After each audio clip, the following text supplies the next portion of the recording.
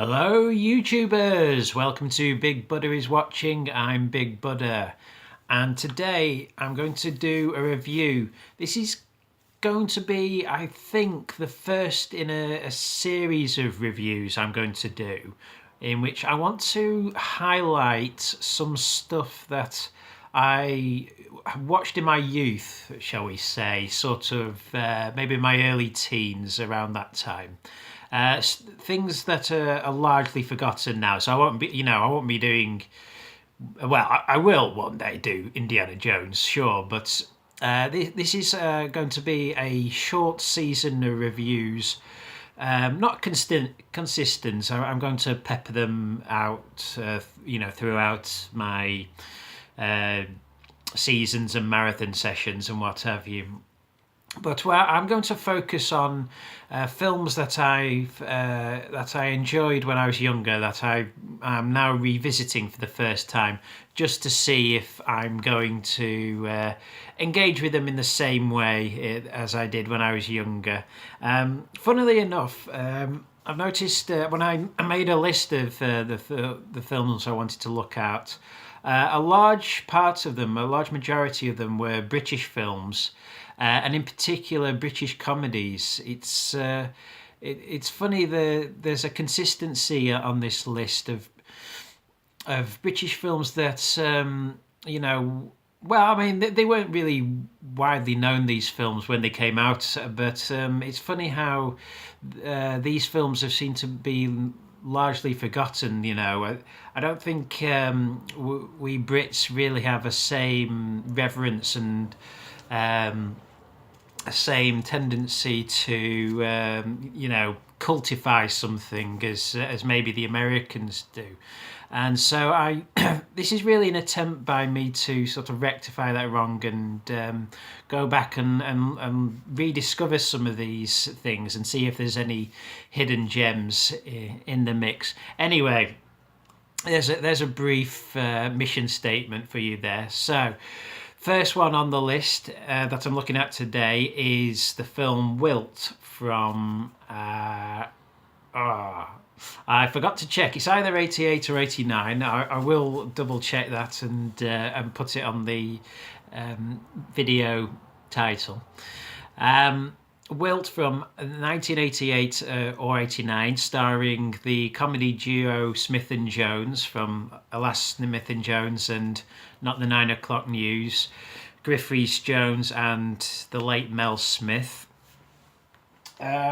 This was a film I probably would have seen maybe in the early 90s for the first time. In fact, I think I was always fascinated growing up to see the projection of people's careers from the TV that I liked, and to see how far they would go, because part of the course for American comedians is, of course, they do 2 or 3 seasons on Saturday Night Live and all of a sudden they're a movie star. They take their most popular skit, make a movie out of it, and from there you have a Steve Martin or a Dan Aykroyd or a John Belushi.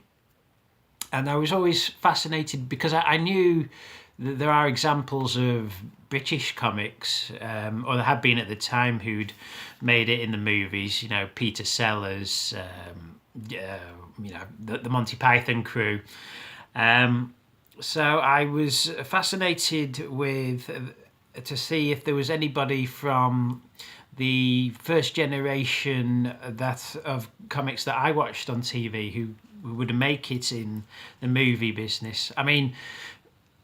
Griff, Rhys Jones never really became a leading man movie star, obviously. Mel Smith, he fared slightly better in that he went on to direct films. Actually, I think he'd already directed his first film. He directed The Tall Guy, which was Richard Curtis's first film as a writer as well. And then he had a bit of a career. He directed a film called George Lucas called The Radioland Murders after that. So he went a bit Hollywood after that, and then I think he had a few other British films on his CV after that. but this was really a starring vehicle for them, and I guess a dry run to see if they could transpose their comedy shtick from the small screen to the big screen. I mean, it wasn't entirely successful in that the film did very little business at the box office, and even when it was shown on TV, it kind of went by unnoticed. It was probably a late night showing on ITV, but I wanted to watch it. I wanted to see if what TV stars in a film looked like, and I remember the first time I asked my parents to tape it on TV.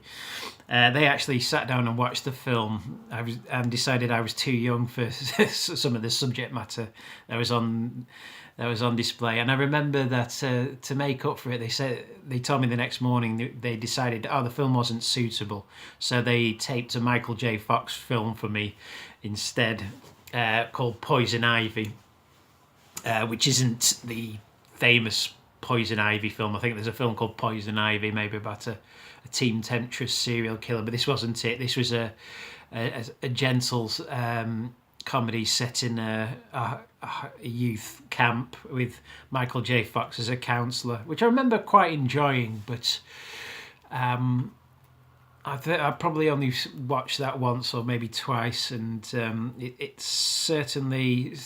It's not something I felt compelled to revisit at any point, unlike this film. Although maybe I will seek that one out, and because that's, I mean, it's God, that's even more obscure than the film I'm talking about now. So anyway, didn't get to see it the first time around, but the next time I sort of scoured the Radio Times waiting for it to come back on, and then about 6 months later it was on again, and by then I'd learned how to use the timer record on the VCR. I may have even taught myself how to use it just for this eventuality when Wilt would be back on TV. So this time I taped the film, watched it in secret when my mum and dad were out of the room, and then probably lured it in the face after that, saying, "You thought you had one over me? Well, I've now seen Wilt." And you know, you tell a child that they can't watch something, it's just going to make them doubly curious. I mean, yeah, I mean, this is... there is sexual content in this film. There's nothing really too extreme in this, but the central plot does revolve around plastic dolls and plastic sex dolls, and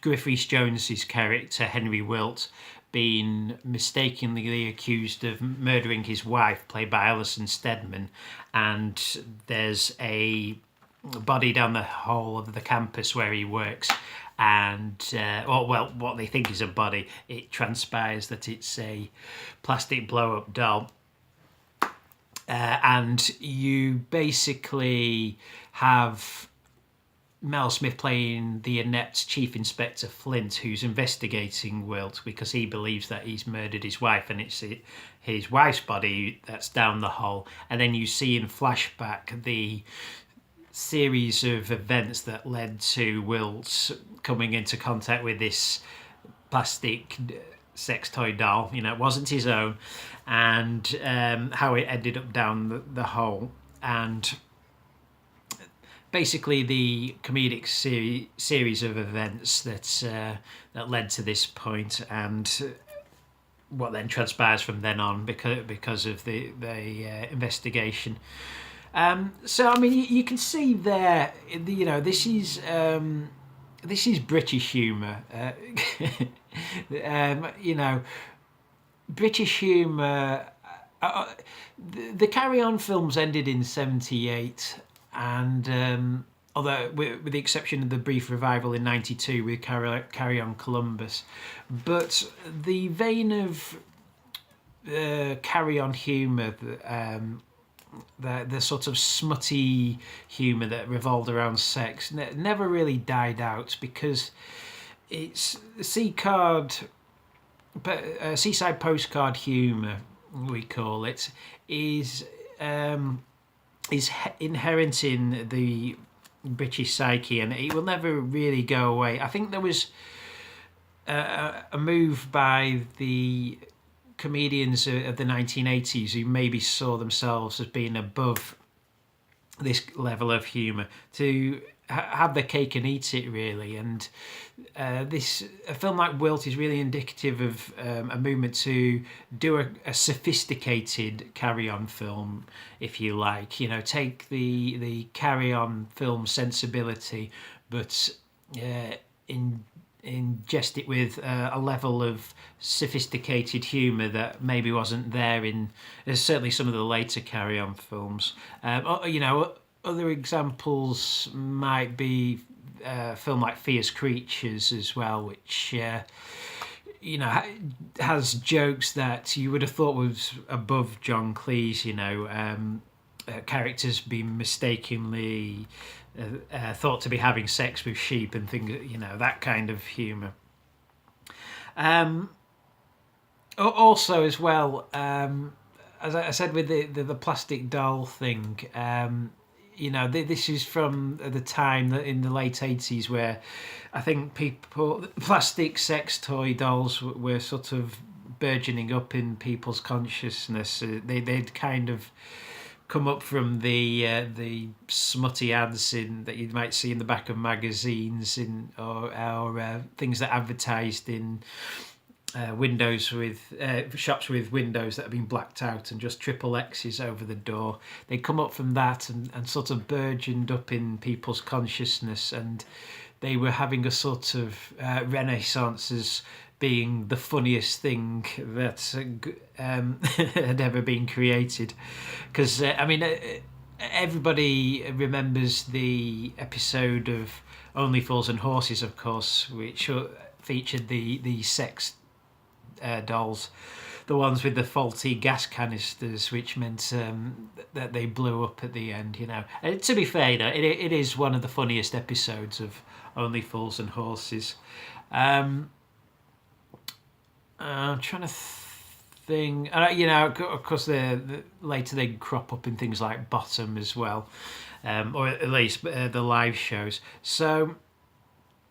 The late 80s, early 90s, that was really the era of the sex toy doll, especially the old latex old-fashioned ones with the mouth that made them look a bit like Sue Pollard.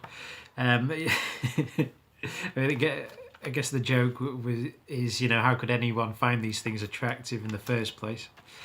The screenplay for this film was written by David Rennick and Andrew Marshall, tellingly two sitcom writers and sketch show writers. It was based on the novel by Tom Sharp, which I have read. I do have to say though, I read the first 3 Wilt books off the back of my sort of fandom of this film. I have to say it's one of those rare occasions where I think the film actually improves on what's in the novel. They kind of took the central premise of the novel, but they made it their own. Especially Rennick, they imbued it with their own sense of humour. They kind of took what was there on the page and elevated it, and you can see. This predates. David Rennick would go on to write One Foot in the Grave, which is, I think, one of the greatest sitcoms of all time, and it's One Foot in the Grave is, I think, exquisitely plotted, and you can kind of see the genesis of that wonderful. David Rennick's wonderful talent at structuring comedy, unlike no other, because the structure of this is absolutely exquisite. Having the idea to tell the story in flashback rather than in linear fashion really means that you can have that setup and payoff thing, which they do many times throughout the film, of they're setting up a joke and then having it pay off when you see the explanation for it in flashback. So I have to give big props up to David Rennick and Andrew Marshall for the screenplay for this, because I mean, for the structure alone, and to Tom Sharp as well, who's I mean, the three names I mentioned there, I think three of the finest comedy writers in the country, at least working in the 80s. Tom Sharp probably got more critical praise lauded of him just because he was a novelist, so that was seen as the more respectable medium. But as opposed to TV writing, which maybe seemed a bit more bargain basement. But talent wise, I mean, especially David Rennick, he's Tom Sharp, I don't think ever had anyone better adapting his work. Although I forget the guy who did Porterhouse Blue. He was a respected TV dramatist as well. I'll have to I know Porterhouse Blue's on All 4, so that's something I'll have to go and do a reassessment. I don't think I saw the whole thing. I started David Jason as well, so maybe I'll check out Porterhouse Blue in an upcoming review. But yeah, big fan of David Rennick's.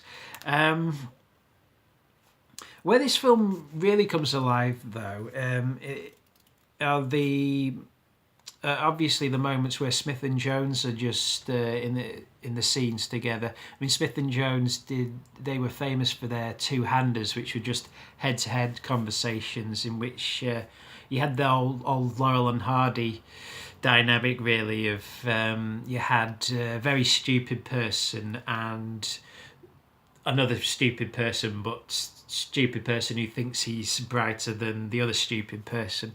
And you can kind of tell in the scenes between Wilt and Flint in this that they maybe had a bit of a go at rewriting some of the dialogue, because some of the jokes, some of the back and forth feels very similar to the head-to-head scenes that you got in the TV show. And there are some genuinely great jokes in this. There's one I'd forgotten, but really made me laugh. Possibly my favourite joke in the film is you get a scene with Roger Lloyd Pack, i.e. Trigger from... Again, horses are... I never cottoned onto the Only Fools and Horses connections with this, but there are quite a few. But he plays a psychiatrist, and he's... and for some reason he's got his head in a crimp throughout the height, in a crick throughout the entire scene, and he's doing the Rorschach ink block test, and he says, "Does this remind you of anything, sir?" "Yes." "What?"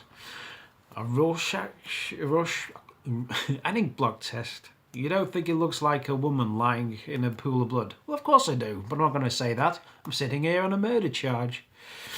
And but the joke I really liked, it was that throughout the entire scene he's just got his head over like that, no explanation, and then at the end Griff Jones just goes, "Oh, come on, anybody who would believe that I was capable of murdering my wife hasn't got his head screwed on straight."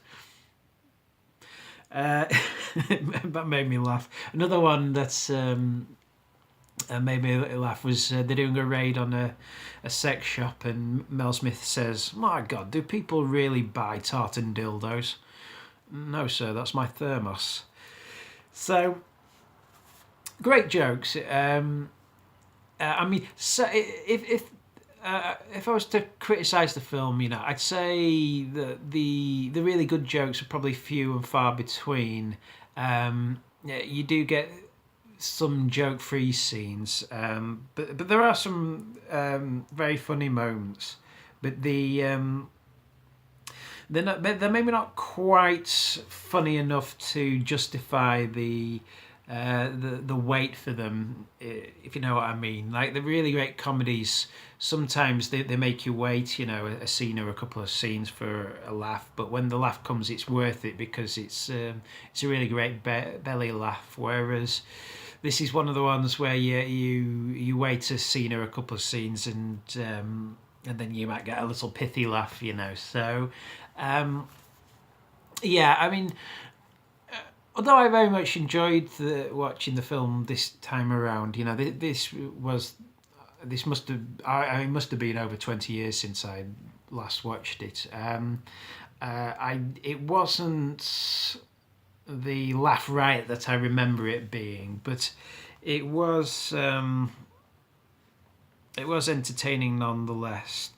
And the film does run out of steam a bit towards the end, sadly as well.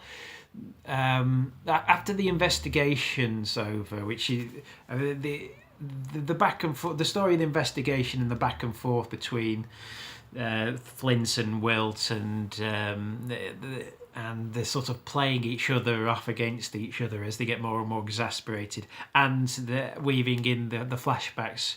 That all works brilliantly, and it sustains your interest in the film for the majority of it. But around the 70-minute mark, the investigation plot wraps up, and then you just get the resolution with Wilt's wife and Eva, I think her name is, and then you get this what feels like a slightly tacked on bit involving a local serial killer. So yeah, I mean it lasts a few far between, and it does run out of steam towards the end. But it is a very entertaining film, and I think it should be remembered more than it is. I mean, I could go and ask 10 people if they've heard of this film, and they'd all say no. In America, it's called The Misadventures of Mr. Wilt, as you will see in the title of this video. That's the sort of, I mean, tonally, that's the sort of film that they'd want you to believe that it was a sort of knockabout comedy. Yeah, it's a very likeable film, and it is good for some laughs, and it was a pleasure to revisit. So there you go, that's my review of Wilt. I'll leave it there. A forgotten little gem. And until next time, folks, I don't know if the next review. I don't know what it will be next. Whether I'll seek out another film that I haven't seen for 20 years and do a reassessment. A film I haven't seen for 20 years and no one else has ever seen. That seems to be the criteria for this list. But whatever it be, for now I'll just sign off and say this is me, Big Buddha, signing off, and I shall see everyone out there in YouTube land.